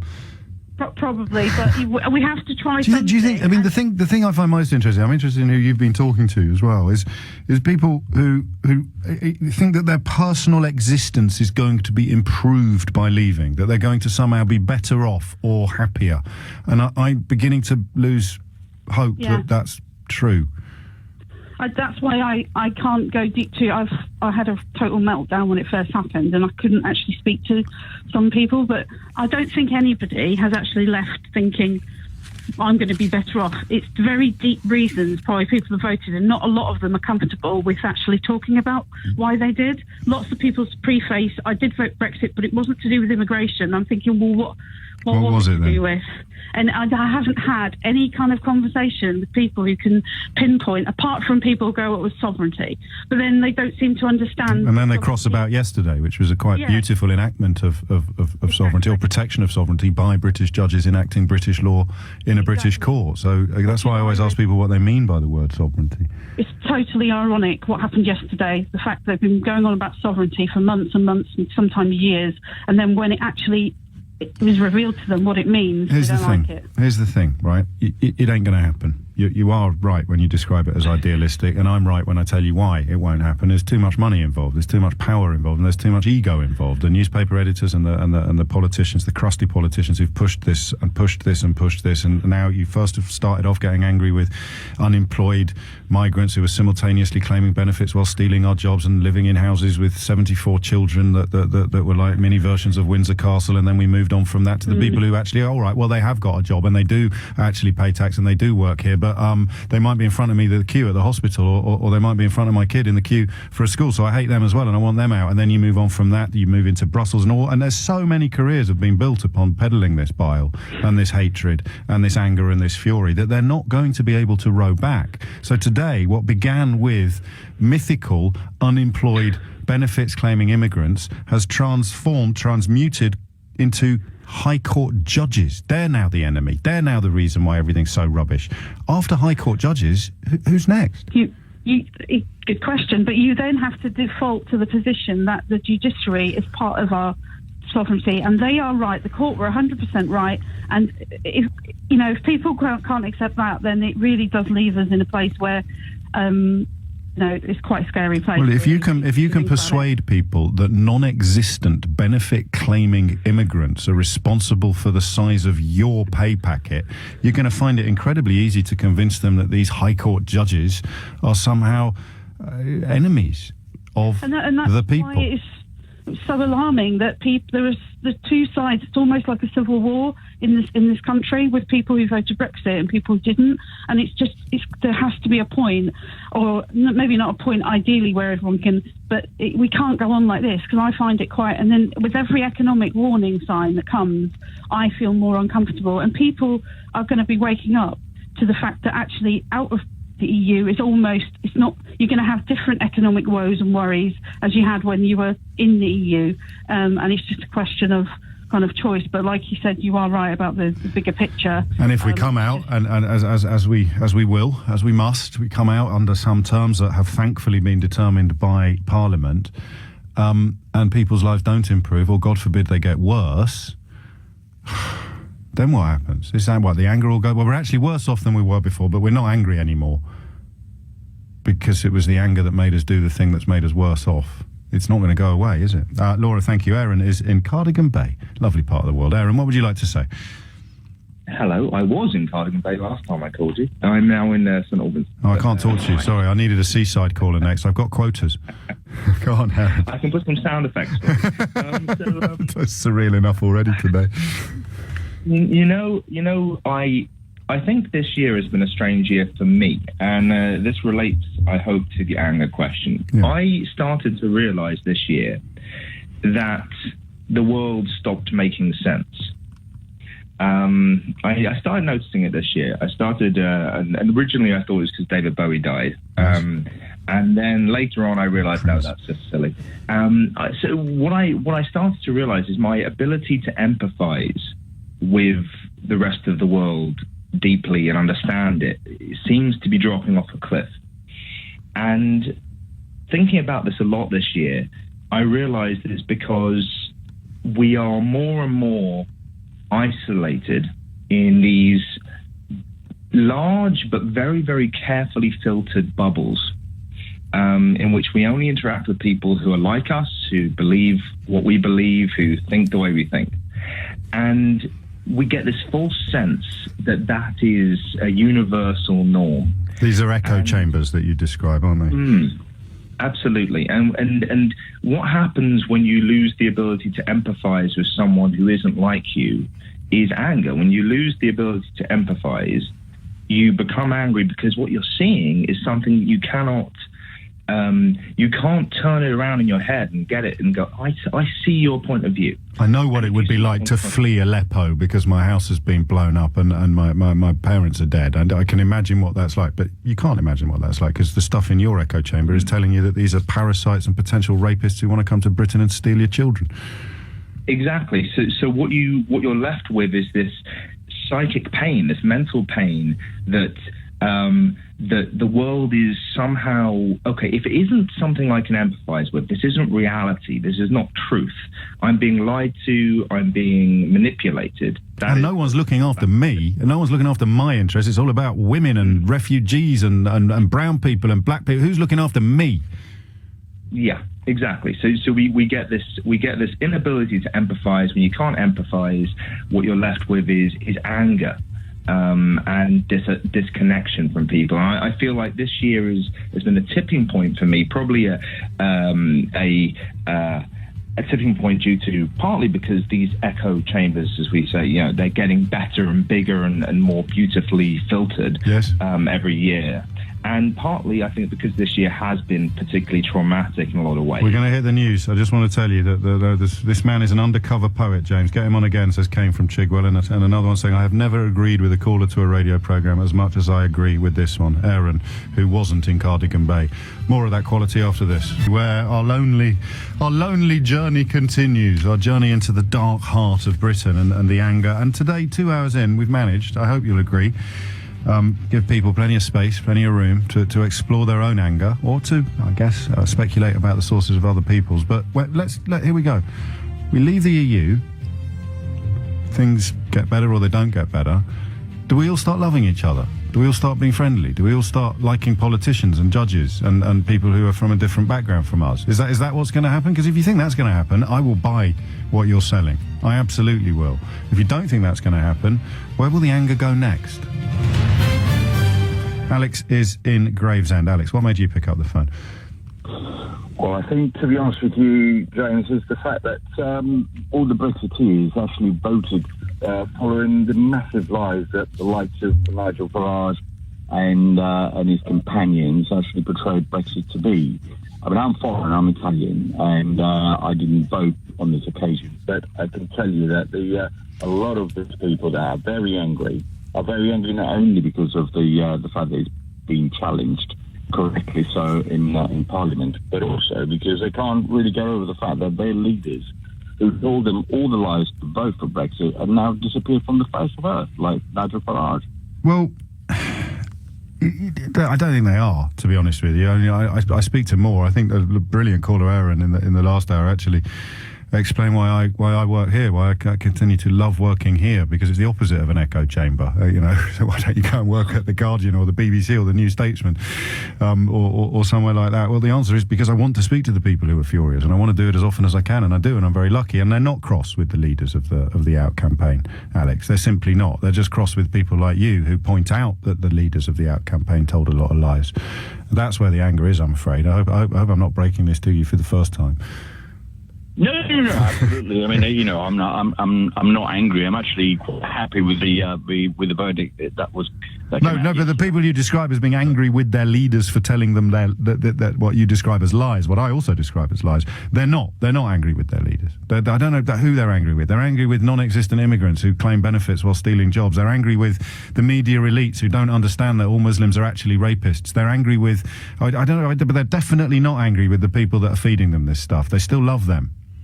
You're absolutely right. I mean, the thing is, you're right. I mean, I'm preparing my dissertation on unemployment in the UK, and believe you me, the number of unemployed people claiming benefits foreign nationals claiming benefits against UK nationals claiming benefits is astronomically different. Yes, I know. It's a tiny proportion per capita. Exactly. But these are numbers, and the numbers. It's like you can imagine. You know when a bird brings a worm back to its nest.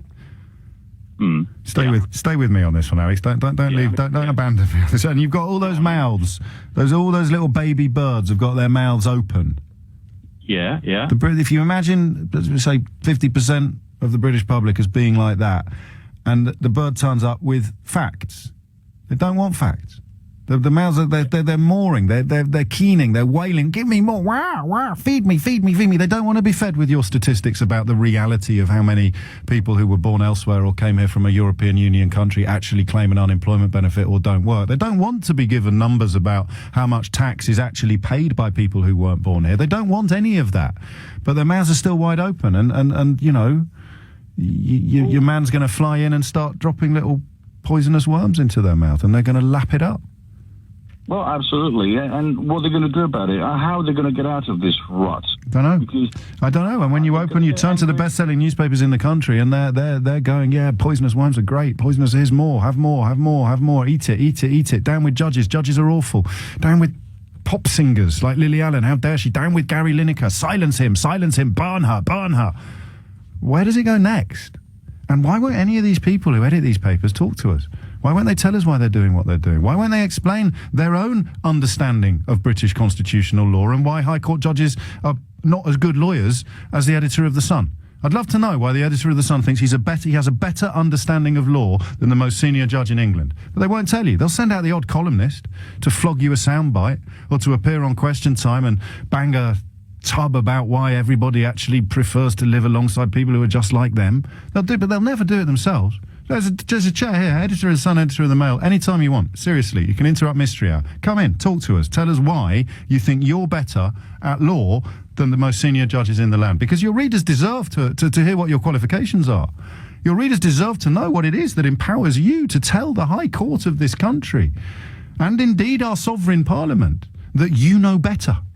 I want to know what it is, because I know how it works at the foot soldier level. I know how the columnist business works. I know how the photographer works when he gets sent out to the M20 and told only take pictures of left-hand drive lorries where the driver is using the phone. Ignore the fact that 500,000 people every day use their phone in this country while driving. Just get me foreign lorry drivers. And the photographer goes and he's obeying orders. But the person who's given the orders, explain it to us why you're doing that. Why have you sent your photographer out today only to take pictures of foreign lorry drivers after a Polish lorry driver who'd lived here for 16 years was caught up in a terrible, terrible accident, as if his nationality is relevant to the horror of that crime? But they don't. They won't come in. And when you get the politicians in, it's all about sound bites. It's all about, an act of betrayal. 75% of our laws. As soon as you scratch the surface of that, falls apart. Absolutely falls apart. And that's weird, because even when people see it fall apart, even when people have their heroes' pants pulled down in public, they get angrier with the interviewer than they do with the liar. And that is the mysterious thing. Lisa is in Rotherham. Lisa, what would you like to say? Oh, hi. Hello, Lisa. What's on your mind?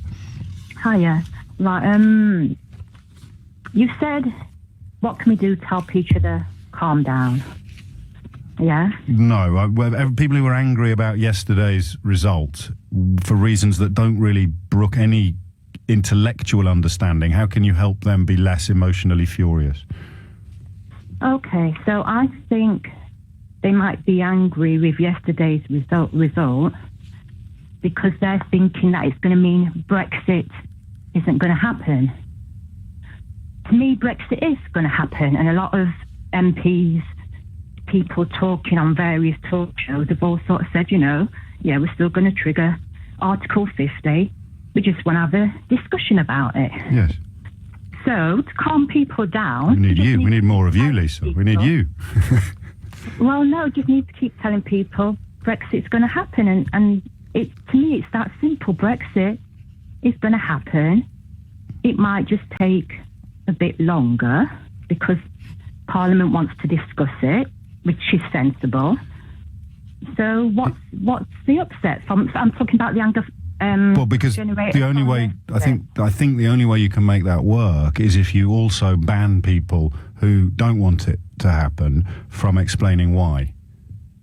who don't want Brexit to happen. Yeah, who don't want the pound to plummet even further, who don't want to be handing over hundreds of millions of pounds to foreign-owned companies just to persuade them to stay here, who don't want to be paying through the nose for things that they can currently afford. You have to somehow silence them, don't you? You have to say, Brexit is going to happen, and all of the people who think it's going to be a disaster, they get sent to the tower. And then you begin to understand where these front pages are heading. I think I got lost on that last bit. I think...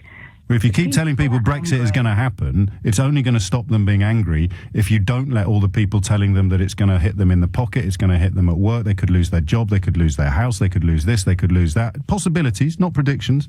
You've got to shut them up, haven't you? You can't have truth being told or alternative opinions being offered, because they can't stay happy if people are telling them it's going to happen and it's going to be a disaster. All right, I think then in that case, people who voted for Brexit, who have settled themselves that it's going to happen, need to maybe just shut out all those voices that are saying, yeah, and it's going to be hard on you. Maybe we just need to accept Brexit's going to happen, it's going to be hard on us. And then you've got half of the country going, why on earth are we doing something that is demonstrably dangerous? Demonstrably damaging. Why are we allowing people to go around punching themselves in the face and punching us in the face? How do you keep them quiet? I think it's like one of your last callers said, it's like maybe the country needs a bit of a shake-up, and in the end, things will be better, because what if they're not? The people in government, the people in Parliament are going to work their hardest to make things as good as it can be. And for the next 2, 3, 4, 5 years, whilst we're in this big shake-up, it's going to be turbulent, and lots of people are going to feel it. I mean, the other day I was laughing because the bankers were saying, oh, we're leaving if we don't get this, is it passport or something? And I'm sort of saying, no, a lot of people... a lot of things are going to be shaken up. I think financial services at the moment is the biggest industry in this country. You can't say just go. One guy was saying tourism. I don't know if it was... Yeah, I don't know what programme it was on. No, tourism is doing very well at the moment because of the weak pound. Anybody coming here, the dollar in their pocket is worth 20% more than it would have been a month ago. But in terms of the economy of the people that live here, I think financial services is certainly right up there. You can't just say go to these people who are worried that it's going to be harder for them to do their jobs afterwards than it is now. I listened to them, and it just sounded like they were, you know, when there's that phrase, babies throwing their dummies out the pram, if we don't get what we want. And I understand what you're saying, they are important, but so are care workers important. A lot of people are important. We could get fewer care workers with immigration controls, couldn't we? With any sort of attempt to reduce the number of people coming here from overseas, the first areas that are going to get hit are areas like care working and agriculture. I like you, Lisa. I wish there were more of you. At least we're all sort of trying to work stuff out rather than accepting an invitation offered daily by various members of the media just to get even more furious than we were yesterday. It's 12:15. You're listening to James O'Brien on LBC. We'll consider another one, or conclude another one of our Brexit specials. I come on air in the morning with a full gamut of topics. We were going to talk about obese children today, and we were going to talk about... What was the other thing, Caroline, we were going to talk about today? That's something... Oh, there's a really interesting story. No, there's a really interesting story about bystanders at accidents or crimes who we've castigated and condemned in the past for getting out their camera phones to film them. Emergency services, it is being suggested, would be grateful for actually having the public film stuff and post it to them, send it to them, so that they can get an idea of what's going on before they arrive at the scene. I just presumed that would strike many police officers and paramedics and the like who deal with scenes of crime as a disastrous idea, but I had it marked down as one of those things that the people who are actually living the story can educate those of us just reading it about. But it's all been overcome. We just passed the 1,000 mark, so 1,000 separate people, separate phone numbers, attempted to contact the programme today to get on, because we can carry on counting even when the switchboards are full. So massive apologies to everybody who's not going to get on, and just a word of explanation. I'm letting people have a lot of room and a lot of time today. I don't want to just rattle through views because we're trying to pick a lock, and it's not easy. James is in Clapham. James, what would you like to say? Hi, James. Forgive me for you hear the noise because I'm taking the dog for a walk. That's all right. James, I agree with you on points today now. Now, when people are getting upset, look, I voted for Brexit. The people I'm upset with is the government for not putting a compulsory clause within the referendum, which means we wouldn't have had to have a legal challenge, which means they wouldn't have not prepared for this. I don't think they could have. I don't think they could have done that. They couldn't have overridden 400 years of jurisprudence of parliamentary sovereignty. But I was watching on Question Time last night, and they were basically saying if a clause had been put in saying a compulsory, then it wouldn't have had to be challenged legally. She could have gone forward with this without MP's consent until the Brexit deal would have been put forward to Parliament. Now, I voted not for immigration policies or anything like that. I voted because I do not want to be a member of a federal Europe. I don't want to be part of like the United States of Europe. Yes. You know there's a treaty commitment to no further integration or federalisation. I appreciate that, but as it is at this moment in time, with the proposed European army, and I do not trust. You know that if we're in the European Union, we retain eternally the power to veto any European Union army. By leaving, we make that more likely. And also, why are you worried about a European army? Why? Because I used to be a member of the armed forces. Yes. Where I served in the Gulf, where I served in Bosnia. Europe has not given peace because the atrocities I saw there, and that was only, an hour and 25 minutes away from London. But you were there as part of NATO forces, were you? No, I was there as United Nations Protection Force. So what's wrong with United Nations versus United Nations of Europe? Well, as with UNPROFOR, the rules of engagement were absolutely ridiculous, James. We could not intervene. Which is why, if we stay in, we'd be right, in your view, to veto it. But we're coming out, so it's more likely to happen, and we won't be part of it. Yes. Look. My argument is, look. Yes, it was challenged. It should not be challenged again. It does need to go before Parliament. I appreciate that, but as long as the MPs understand the people have voted, and we have voted to leave. But we don't know what we voted. We don't know what we voted for, and who's going to decide what leave looks like. Yeah, but James, did it have Brexit, soft Brexit, hard Brexit, or Remain? It didn't. Exactly. So what did you vote for? What did you vote for? Soft, hard, or squishy in the middle? To complete, to leave. Yes, but what does that mean? Are we still in the single market? Do we pay tariffs on imported cars? Do we suck up the destruction of the pound or the demolition of the pound? I mean, did you vote for all of that? Well, the pound has been well overvalued for a long time, James. And if they want to... Who told you that during the referendum campaign? Which of the Leave campaigners was telling you that the pound was well overvalued and was guaranteed to go down afterwards? It's overvalued because of the money that London basically holds, okay, with the financial trade, and that's why the pound is overvalued. I just said, in the run-up to your vote, who was it that told you the pound was overvalued and you were going to be immediately worse off after leaving? Because I missed that press conference. No, I didn't. I went online. I didn't listen to anything. So before the referendum, you knew the pound was going to go down and be devalued by 20%. Because of the speculation that is being done and the money that is being made on the pound's decline. Yes, I totally did do that. Okay. But if for example... So you voted to be poorer? Did I vote to be poorer? No, you did vote. You've already told us that. You did vote to be poorer. No. You did. You just said you knew the pound was going to go down and you voted for it. Yeah, but I haven't got millions and millions of pounds, and I'm not trading. Mate, every pound has gone down. Every pound has gone down by 20%, not just the ones in the bank accounts of millionaires. Yeah. So you voted to be poorer? If need be, until this is done and dusted, yes. No, where are you getting the guarantee that there's an until on that? Where are you getting the guarantee that things get better when we have to pay more to buy everything? Well, James, I am not Mystic Meg. Yes, you are. You knew that the pound was going to go down. You are Mystic Meg. You knew that the pound was going to go down, and you voted to be poorer. Well, James, you were on about... Let me just reflect what you said about putting duties on cars.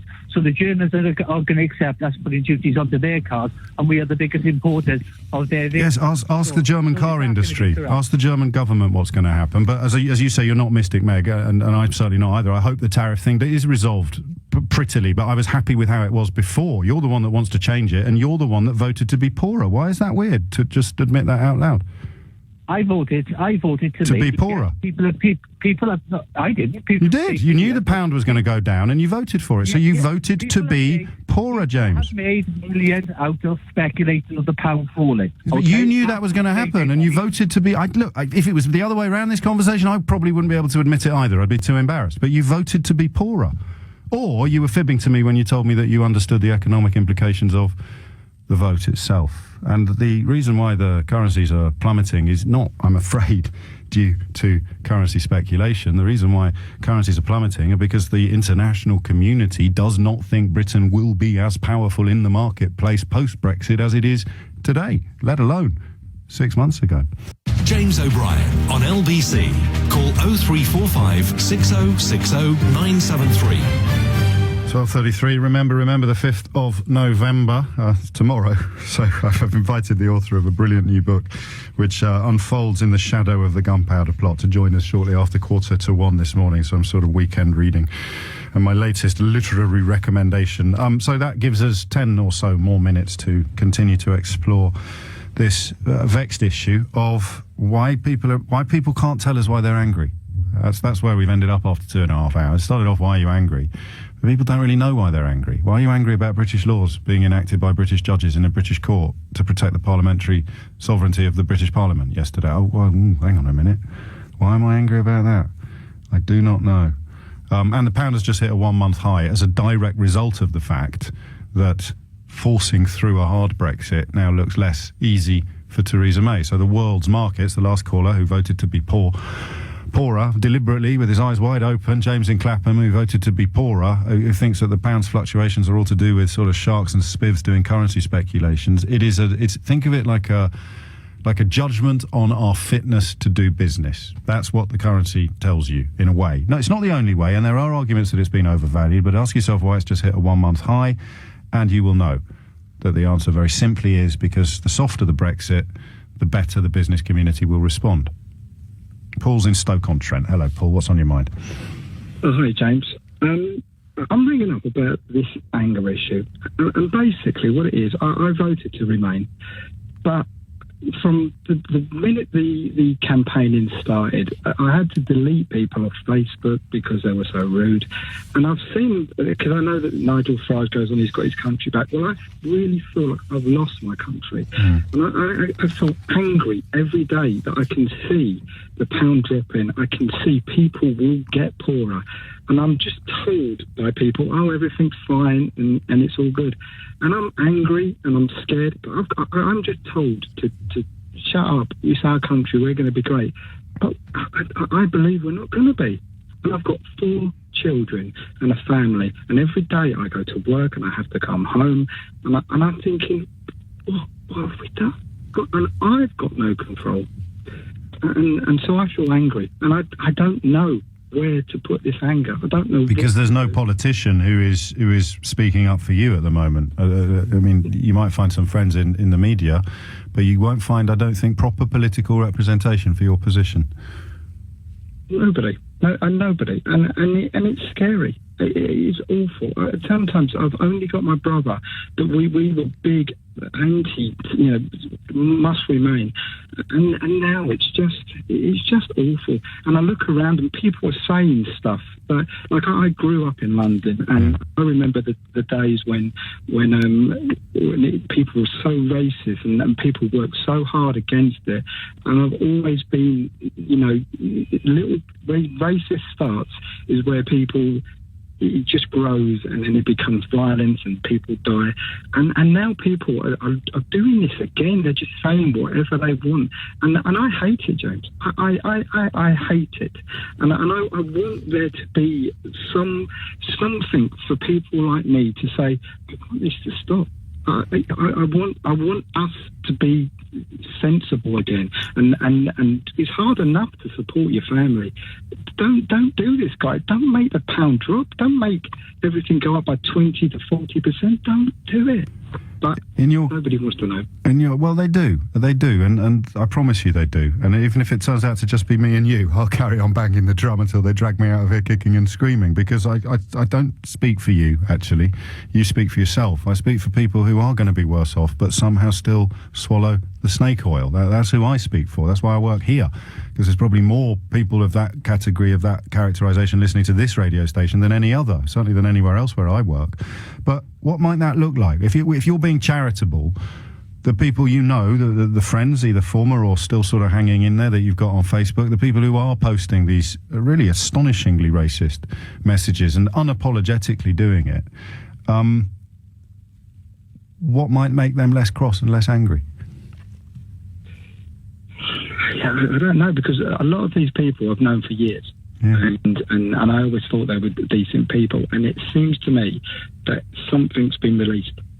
Something's been released, and sometimes I think to myself, does everything, the economy, need to go down so bad that these people actually say, well, actually, we were wrong? But then, what if they blame that on immigrants too? I've started getting anti-Irish abuse, which is a bit of a first for me. You thick Mick, go back. Why don't you go back? I didn't even visit Ireland until I was 25. That really scares me. Well, don't be scared. Don't be scared. We'll stand four square, and most people, I hope, I do believe, most people will come to their senses, and I just hope it isn't too much of a slap in the face before they do. But you say, hey mate, come on, cheer up. I want to tell you a joke or something. What can we do to make Paul smile? Paul, what can I do to make you smile, mate? I don't want you to come in here and go away less happy than you were when you arrived. What do you call a fish with no eyes? I don't know. Brilliant. I try every day to be positive, but I just sometimes take a few. I shouldn't do this because even with our current listening figures, I probably shouldn't be discouraging people. Do you know what I do? Take a holiday from the news for a few days. I think I will. Seriously, take a holiday from the news for some days, because we're all built differently emotionally, and if you're feeling a bit pinched, feeling a bit tired, you're more likely to get upset by stuff than when you're feeling on top of the world, and it becomes a vicious circle, a vicious cycle. I've got to do this, mate. This is my living. This is how I support my family, so I've got to be neck deep in the news. Let me take the pain and the upset for you. You take a few days off. Go put some records on. Go listen to some. Listen to me, iPod. Bless you, mate. Well, there you go. 12:40 is the time. Emma is in Bristol. Emma, what would you like to say? Hi, James. I just want to say I don't normally listen to your show because I'm normally at work, so this is one of my first times and I'm really enjoying it. I think it's so many topics. You said you'd... We've only done one topic, actually, but we've covered a lot of ground, haven't we? Oh, well, no, there's cat killing, there's anger, there's lack of empathy, there's so much. So you said you'd give people time, but feel free to cut me off because I could talk about a lot of stuff. Just on the anger point, I find it really interesting. In the office yesterday, there was absolutely no anger. Everyone was so kind of a bit more positive that it seems like there's more structure, there's more information, just less of this two-word hard Brexit. It actually seems like there's a bit more detail and underpinning, and that there's going to be a bit more progress because we're just being given no information. It's just kind of arguments back and forth. We were watching Ewan McGregor talk about it on the red carpet and him saying he wants to play Nigel Farage, so I can only imagine the amount of prosthetics and whatever would be involved in that. I think the caller that was, 4 or 5 callers ago that, you really enjoyed said he was a bit of a poet and his kind of increasing lack of empathy and not understanding. For me, I think part of that is that people listen to potentially a single news source, especially if it's a tabloid newspaper that identifies with a kind of top-level emotion that they're feeling. And I'm probably one of the few people in the world that gets the Sunday papers still, especially being a millennial. But I go and get the Daily Scare or the Daily Fail, whatever you want to call it. I'll get the Sun, I'll get the Times, the Independent, Guardian, and just read a selection because you can't believe what one journalist who's got one editor, who's got, they're owned by a certain company and they've got reasons to push certain versions of events. And there are websites like Snopes which can debunk things and tell you whether it is true or whether this is just a kind of not.